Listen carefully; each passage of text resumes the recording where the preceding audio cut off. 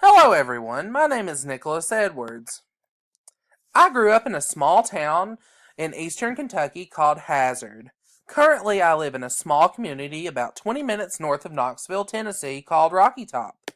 As you will notice, Hazard, Kentucky is in a rather mountainous area with little access to health care and jobs.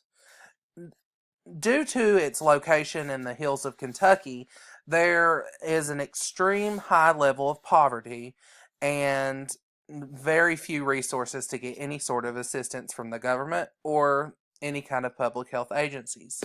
Same can be said about Rocky Top. Rocky Top is a little closer to the city. However, there are no healthcare agencies. There are no grocery stores. There are no dentist's office. There are no pharmacies anymore in the entire city. The nearest for any healthcare is 6 miles south. In my opinion, a healthy person is someone who has adequate access to healthcare and has the means to live an active and nutrient-rich life. A healthy person can properly compartmentalize emotions and excels with emotional regulation and has excellent coping skills. When thinking about factors that contribute to good health, I believe that access to health care will give the medical treatment in which a person needs to be in good health. Healthy diets are indeed a tremendous part in being healthy overall. If your food is unhealthy, it is commonly known that you will feel worse mentally and physically. Lastly, self-care is essential when thinking about good health. If you do not do things to take care of yourself, you will eventually begin to be depressed and could lower your immunities due to negative self-care, making you sick. Diet is the biggest proponent of ill health.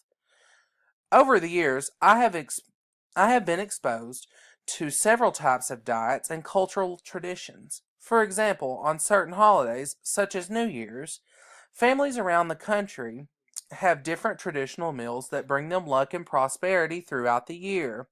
Some families prefer something light and overall healthy. Other families prefer something that is fried in animal fat, such as lard.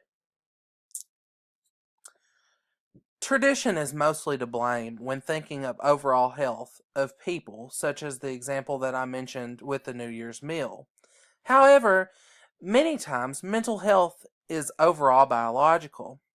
Mental health is typically something that is passed through generations and is sometimes something that is passed on even when it is treated. In the psychological community, it is known that if a parent of an individual has a disorder, the child of the individual is more likely to suffer from the same deficiency.